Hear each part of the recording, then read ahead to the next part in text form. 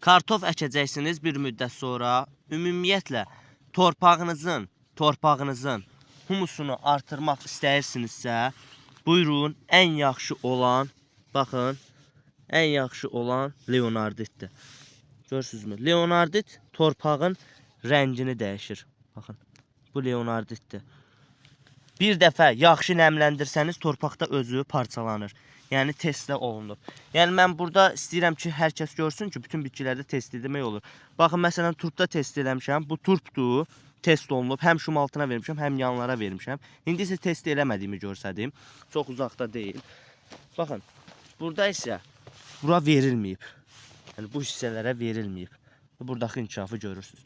Buranın torpağın üst səthinə baxın və bu torpağın üst səthinə baxın indi. Burada mən torpaqdakı o qaraları göstərməyə çalışacağım. İndi görə bilərsiniz. Baxın, torpaqdakı görürsünüzmü? Həmin o qara Leonarditdir ki, bir müddət sonra qarışır torpağa və torpağın, indi təzə verdiklərim də var. Artıq şum altına verdiyim parçalanıb. Artıq torpaq olub. Niyə? Çünki torpağı dirçəldir. Torpağın üzvü maddəsini artırır. Torpaqda üzvü maddə yaxşı olanda görürsünüz, bitki hələ sıxlığına baxmayaraq çox gözəl inkişaf edir.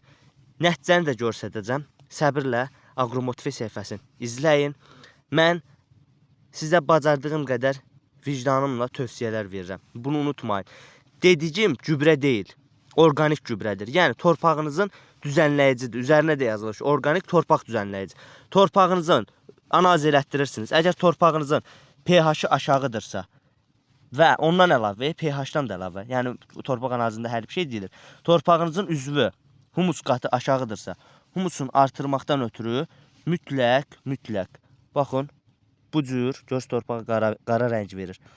Leonarditdən istifadə etməyi tövsiyə edirəm. Sağ olun, var olun. Təbii ki, demirəm elə Leonardit. Ala bilirsiniz, PM verin, amma sterilizasiya olunmuş beyin. Biohumus verin. Digər dəniz yosunları. Yəni, torpağınızın çalışın, humus qatını artırın. Mikroorqanizm canlılığını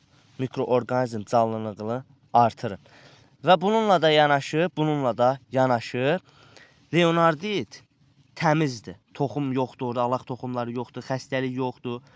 Və tərkibində 40%-ə yaxın həm fulvik, həm də ayrıca 40% humik turşusu asidləri var ki, bu da təbii ki, torpağa rəngi verəndir. Sağ olun, var olun.